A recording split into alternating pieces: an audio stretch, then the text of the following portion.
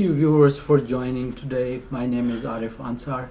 Today is the first of a series of programs in which we will be analyzing the different perceptions and perspectives around significant political, security and economic events around the world. And I'd like to thank Next TV for teaming up with us and co-hosting these programs.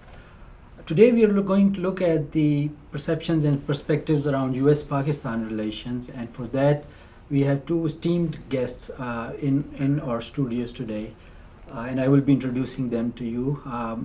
Dr. Weinbaum from the Middle East Institute is here. He's one of the most respectable and renowned scholar on Pakistan and Afghanistan in the US.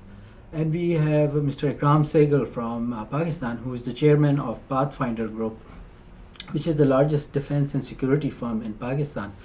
And he's also himself a renowned defense and security analyst.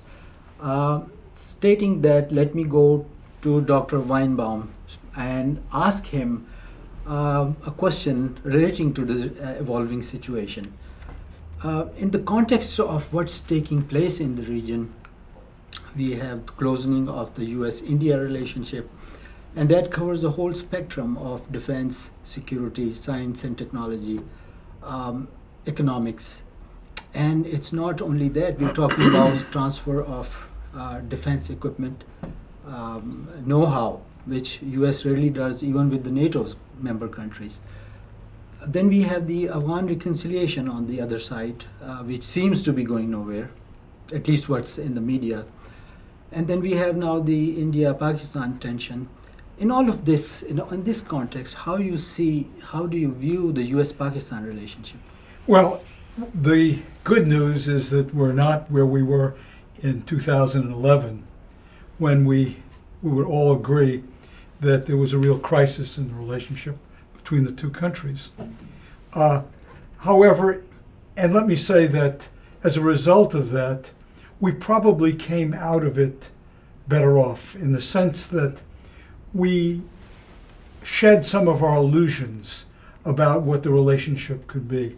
So that rather than saying, well, it's all a matter of restoring trust, I think we came to recognize that a better way to approach this is to say that there are going to be some interests that the United States and Pakistan have in common, on which it has to build. There are going to be others in which there are going to be differences of views, and that a more realistic way forward would be to try to cultivate those things we can and try to overcome those things that we have difficulty with. So today I think that we're in a tense period. Of course, I think, as your viewers know, because of the fact that there is this, after the Uri incident, there is this accusations flying back and forth. And once again, it's a period that has dangers associated with it. And let me say that although I don't think that generally the United States can play a role, this is really bilateral. When the US has been able to make a contribution, a constructive contribution, it's generally been when the crisis has really become acute. Now, I hope we don't get to that point. All right, Mr. Ikram, you were at the Heritage Foundation this morning as well, and that was an interesting event. We talked a lot about the China-Pakistan economic corridor. But coming back to the US-Pakistan relationship, we started off a whole strategic dialogue with US. I mean, and obviously there's a perception on the US side that Marvin has mentioned. But then there is Pakistan side that they started off and said that we want more than a security relationship. It has to be an economic partnership. We want to do knowledge sharing, etc., etc. We don't want a transactional relationship. They have 6 strategic groups, I think, which may have been extended to 7, covering various areas. Where do you think it is right now? It seems to have gone back with the recent environment in the US, with accusations, cross accusations, hearing in the Congress. I'm sure you know about it. Where do we stand with this? I think the problem is that, first of all, we have to recognize that ours has been a transactional relationship, and we cannot get away from that fact. And if you look at it, during the 50s, the United States used us as a bulwark for the Cold War, right? And particularly till 1962 when Gary Powers was shot down over Russia. And then the 60s till we came to the Indo-Pak War, right? And if you remember, in 1962, when India provoked the war with China, right, and suffered because of that, we had an opportunity to actually take Kashmir by force, right? The thing, but the United States held us back, told us in no uncertain terms that this dispute will be settled and that we will make sure it is settled. And there was some movement toward that, but after that it petered away, and then came 1965. In 1965, Pakistan suffered a big shock when, obviously I'm not going to go into the history of how the war started, and I think Pakistan certainly had something to do with the war starting, because I think we sent in raiders into Kashmir when we should not have. But the point is that coming across the international border, India actually attacked us across the international border, and we held them back. We held them back with weapons which were basically mostly US. And we were questioned about this. I think that's a very naive thing to say, that you cannot use your weapons defensively. Self-defense is something which is ingrained in every individual. So there were sanctions imposed on us, and the sanctions went on. In 1970, 71, we were the stepping stone for the greatest change of direction in history, which was the US-China relationship when Kissinger went there, right? But the same year we had suffered, and I'm one of those who believe that we were at fault in 1971 with the war in East Pakistan, and we suffered accordingly. And all right, maybe the separation should not have come across in that violent manner, and something amicable could have, but it's a part of history now. But and during that time, the United States did give us lip service of support, and there's no doubt about it. But not to the extent that the Soviet Union was supporting India, right? Then during the 70s, we got this period of love-hate relationship, and and then came General Ziaulak's coup, in which he went into the doghouse. And if it had not been for the Afghan war, he became the favorite blue-eyed boy, because the United States needed us, right? And the United States needed us, and they used us to the fullest extent. And throughout the 80s, we were used, right? And our, we were the conduit for all these people coming in from Somalia, from Libya, from Tanzania, from any country that the extremists were coming into this thing, and we were the great funnel for that. And frankly speaking, we thought that this is a war that we are the cutting edge of it all, and we are the forefront of this thing. And then suddenly, the United States just walked away from us, right? And again, of course, part of it is our fault, not that it's not our fault. We thought that, okay, we've taken on the big boys, so we've beaten them. And then came the 90s, when sanctions were imposed on us because of nuclear, this thing. And they remained in place till and became bigger when India exploded their bomb, right? And then we had, in retaliation, we came back with our bomb in Sehgal. And then came the Afghan war again. And again we became the blue-eyed boys, right? And again we had learned no lessons. So you're saying that there is a sentiment of exploitation against, absolutely, and there's no doubt. used again. It is we were stupid. We should not have probably been exploited like that, right? We were stupid, but at the same time, part of it was our own interest also. We thought that the Soviet Union, would not stop at Afghanistan, would come down south, and there's no doubt about it. Part of it was our own self-interest.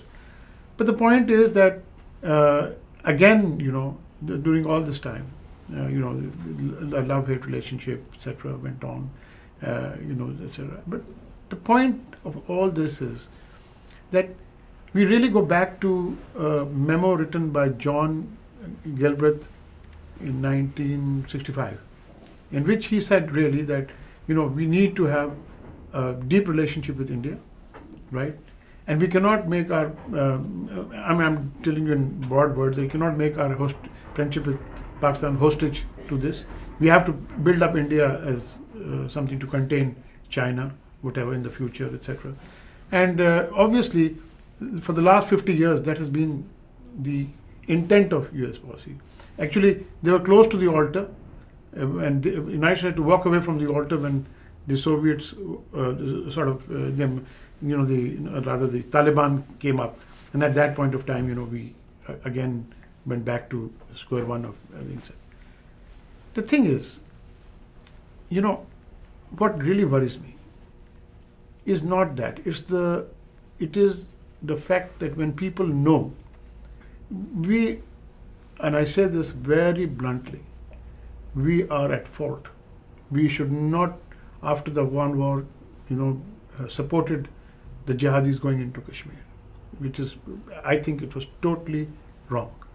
But at the same time, it was not that RAW was not acting against us.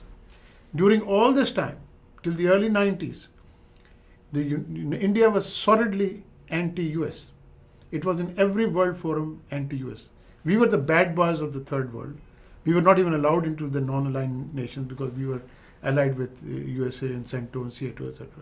But the fact of the matter remains that all during this time, right, India was on the opposite side. India was actively on the opposite side. We were the guys on what we consider the right. So we never really went into the anti-US coalition at any time. So there is, we would have to, I guess, accept that there is a realignment taking place. And as part of this realignment. But what worries me, and it worries me because I feel that the type of places that we are being pushed into, the relationship with, look, you cannot do away with Pakistan, right? Pakistan is not Afghanistan. Afghanistan cannot feed itself, it cannot clothe itself, it has no material resources, right? It's a predator nation which always will be a drain on the Western powers, United States included, right?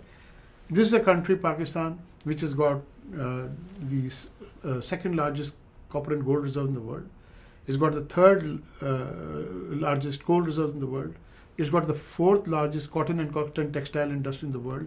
It has got the fifth largest milk producing country in the world, the sixth largest rice producing country in the world, seventh largest wheat producing country in the world. We have the nuclear and we have the means to deliver them. And we have, except for Mr. A.Q. Khan, Dr. Khan, that was wrong. We've exercised a lot of restraint on that, right? Of course, if somebody puts sanction against us, we have to go up by black market routes to get what we have to have. Everybody wants to defend itself. But the fact of the matter remains that this is a country which is a strong potential, and we are being pushed out of a particular block into the waiting arms of other people who would like to have us on their side, right? Then they're ready to give concessions for it. The Russians, for the first time in their history, have sent troops into Pakistan for exercises, and that against the vociferous opposition from India. Soviet Union opened up their arms to Pakistan, right? Opened up this thing to Pakistan. They're investing in Pakistan in roads, in railways, right? And China aside, I'll be talking about China today in the morning. So I think we are being pushed into a place that I would not like to be as a Pakistan. Dr. Weinbaum, would you like to? Well, I would say that there are two particular wedges between the United States and Pakistan, which explains this imbalance between now the more forthcoming policy towards India and the more reticent policy towards Pakistan. One goes back to, again, A.Q. Khan. The United States has never fully gotten over that proliferation, which he bears responsibility for. It soured relations in a way which we've still not recovered from, and so that India's nuclear deal, for example, could not possibly find support here for a similar agreement in Pakistan. The other is, You're referring to nuclear supplier group agreement? well, entry into the supplier group, but also just to have an agreement with Pakistan, which is similar to what we have with India. The other has been, of course, what's been going on in Afghanistan. Right now, what is a major obstacle towards better relations is the fact that the United States has now for 15 years been involved there. Pakistan has been essential to that, although less so now that the United States has reduced its forces. But the attitude here is that the insurgency in Afghanistan cannot be defeated as long as Pakistan is not fully on board with the job of putting them out of business. Pakistan has its own reasons for holding on to its connection with the Taliban and Haqqanis, and that is, we hear one of the reasons is that if we turned on them, they'll turn on us. I think that's reasonable.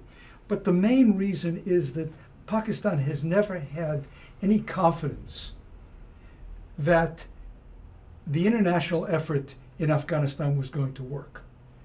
It has always had from 2001 the sense that unless we have friendly Pashtuns who we can call on, so that when Afghanistan falls apart, as it may very well do, we are assured here of having an agency within the country, that if nothing else, we can protect our borders if we continue to keep in reserve this group. So let me just add one more thing, and that is, as I said before, you can't defeat the Taliban. The feeling is in the policy circles here, as long as Pakistan is unwilling to give up this reserve force. And I say Pakistan finds it not in its interest to do it now, although it does find in its interest to crack down on extremism as such. So the TTP is going to be another matter. But as long as policymakers in this country say that we cannot succeed, we have lost 2,000 forces and so on, and Pakistan has to bear some of the responsibility because it has provided sanctuary for the very people, and you hear this, who are killing us and who are killing the Afghans. And finally, let me say that into understanding this relationship between U.S. and Pakistan, you have to put the India piece here. In the 1990s and earlier, Pakistan has regularly feared India's role in Afghanistan. So whatever the influences may be from the United States on drawing Pakistan in, Pakistan's main concern here was that India would have a foothold here, and that somehow this would be close in on Pakistan. And so that Pakistan, through the 1990s in particular, when it backed the Taliban, had the idea in mind that we have got to get involved because what we need, is, above all else, is a friendly government in Kabul, one which is not going to be friendly at the same time with India. And so Pakistan does have a stake here. It didn't get into Afghanistan simply because the United States wanted it to, but it also had always high on its agenda, what is India up to in Afghanistan? For a happy living, improve your credit today. Best credit repair services around. Exercise your legal rights. Fix your credit today. We have the expertise and knowledge to bring your good credit back. We offer 100% satisfaction and money back guarantee. Free initial consultation. Please call Asad Khan 1-800-691-0190 or visit our website www.creditfixedu.com.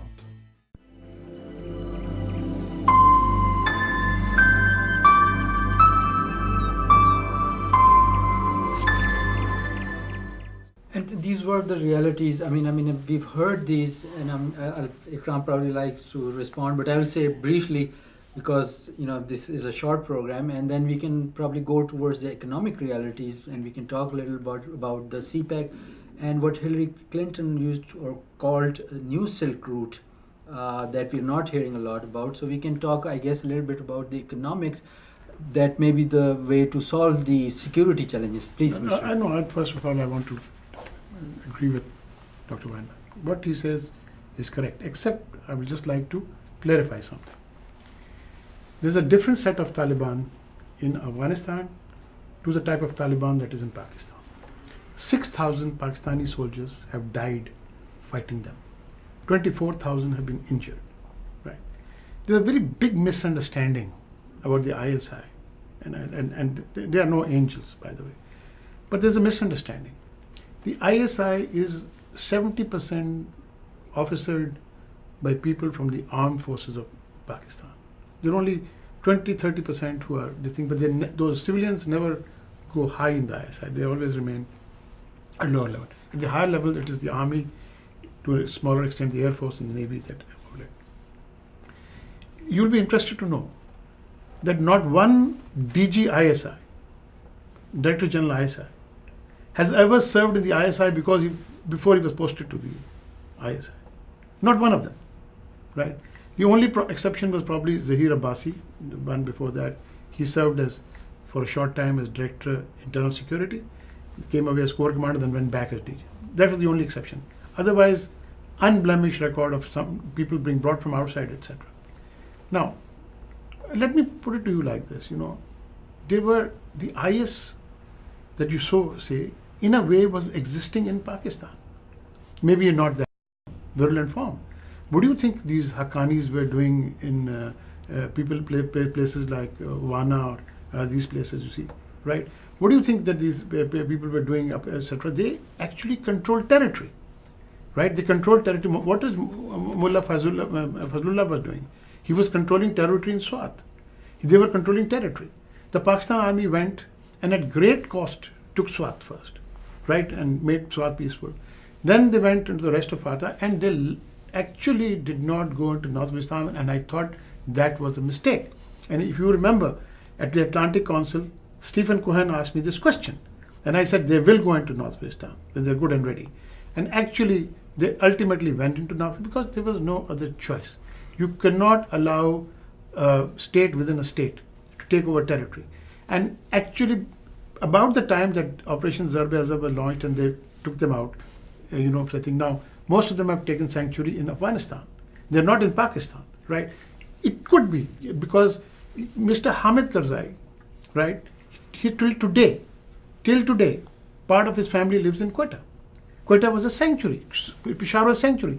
3 million Afghan refugees are still on Pakistani soil. They have been there for the last 40 years almost, or 40 years. Now, the point is, you have to take it that obviously Pakistan has apprehensions about India.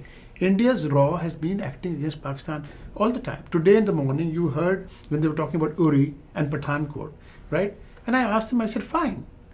But what about Lieutenant Commander Kulbhushan Yadav, who is a state actor, serving Indian, he's been caught on Pakistani soil, attacking CPEC targets, acting as this thing. Nobody talks about him, right? And it seems like, India is doing goody-goody. Look, as far as I'm concerned, one thing we're very sure. India's RAW has been into false flag operations for a long time. It started the Ganga incident, right, in January 1971, which stopped the communication to East and West Pakistan, etc. So I do not discount false flag operation. I'm not saying that it may not be, but at the same time, give us the evidence. Give us the evidence. Don't just just say it out like that you're involved. I 100% agree with Dr. Weinbaum about A.Q. Khan. This is something that should not have happened, and he should have been taken to task, right? Right? He should have been taken to task. But the point is, at this point of time, that was stopped dead in its tracks. There was no proliferation whatsoever afterwards. Even our good friends who wrote us a lot of checks, as you know, came to us and said, we need the bomb and things like that. We said, sorry, we're not going to be able to do that, right? So I think we need to sit down, and I think before we are pushed into a different version of the Baghdad Pact or CENTO, right? This one without the US, right? Can you imagine if you're pushed into Iran's corner, and Turkey is a friend of ours, then you have, the CENTO without the United States being involved there. What do you think would happen to the Arab monarchies at that time, right? Because you have three big armies, intact armies, the Pakistan army, the Iranian army, and the Turkish army, intact. The strongest armies in the region at the moment, they'll be intact, and all of them are not monarchies. Coming to the last question, Dr. Weinbaum, and I'll start with you. The military solution in Afghanistan didn't work. The political solution is evolving. It's not in sight. We have the CPEC project, China-Pakistan Economic Corridor. There's a lot of talk about that, at least in the region. It's connected with the One Belt, One Road initiative. And the presidential candidate, Senator Hillary Clinton, also, when she was at the State Department, talked a lot about the new Silk Road initiative. Are these complementary? So what I'm trying to say, the question is, if there is worries about extremists, countering extremism, but isn't the best solution to push these economic initiatives, whatever their names are? And is there a hesitation on CPEC? Well, I think, no. I think at this point, the way in which the United States views the CPEC is that while it does not want to see China use this for strategic purposes, it is perfectly comfortable with the idea that if by investing in Pakistan, it will stabilize the economy in Pakistan, it will enable the economy to grow, that this is desired by policymakers in Washington. I know it's awfully hard sometimes for some Pakistanis to accept this, but the last thing that the United States needs is a destabilized Pakistan. And I would submit to you, actually, it's the last thing that India needs. Sure. Because destabilization only benefits extremist groups. That they will be the ones who will then step up, gain legitimacy, and say that now, you see, we have a role to play. So if it ties in with this, if we're going to see progress here, we cannot certainly want to see that these groups will now gain a place here in the defense of Pakistan. So they do come together. Same question, Mr. Ikram. You mentioned in the event this morning at the Heritage that there should be win-win solutions to what's transpiring in the region. CPEC, at least in this event, came across there was a little bit of hesitation, and there was, I think, a little bit of lack of knowledge as well that US has been involved indirectly. Maybe there are US companies that are already doing business. Westinghouse was mentioned, and most of the boilers in the 7 power stations are from Westinghouse. Can you imagine? So look, I strongly feel that CPEC must open up to US and Western interests, and the Chinese have expressed their view, because after all, they are the ones who are financing the power stations, and they're turning to Westinghouse for the boilers and for some of the turbines also. So my point is very simple. It's a win-win situation for everybody. We want India to be part of it. We want India to have the connections so that a truck can be loaded in Calcutta and it can be unloaded in Paris if needed be, because the lines are through. We want to be able to be strong enough to sustain ourselves, right? We want a good relationship with India. We don't want this tension-filled relationship with India. I said it about in there also. I said if we cannot come to an agreement over Kashmir, we can certainly come to an arrangement over Kashmir, so that at least we don't have this regular back and forth which is going. The people of India, the general people of India, the ones I met, and the people of Pakistan, when they meet each other, they are all right. Look, about 8 days ago, I got a heart surgery done, right, by an Indian doctor in Mount Sinai, right. right? And I tell you, he was one of the most wonderful doctors, right? And etc. And I had no hesitation, but somebody did ask me this question. He said, you are considered a hawk and you're getting it done by an Indian doctor. I said, nothing doing. I said, he's a professional, and I tell you, it turned out he turned out to be very good. He's now a very good friend also, right? He's I asked him for an appointment. He said, you don't have to appointment. You just call and come, right? So the point is, we can talk to each other, and I think the United States can play a great role in that, right? I just want to end by saying that, I was brought up as a good Muslim in a Catholic convent by Texas nuns. I learned American values when I was 6 years old to 11, all right? I learned that, and I think today the United States is one of the greatest countries on this earth and will remain so, right? Will remain so. But it has to step out and play that role in a positive way, not in a vacillatory way. You see, if it vacillates in decision making, it will have problems. Yes, they have to have a relationship with India. India is a big country, economic power, no question about it. And I think in Pakistan, we have no business questioning that relationship. But at the same time, we need to have a similar relationship, right? Not on the same scale, maybe, but to sustain that particular relationship. I thank both Marvin and Mr. Ikram for taking time out from their busy schedule, and we'll conclude our program on this optimistic note that there can be win-win situations, and these economics interrelationships can probably provide the best solution to the problem of extremism and extremists in the region. Thank you for viewing.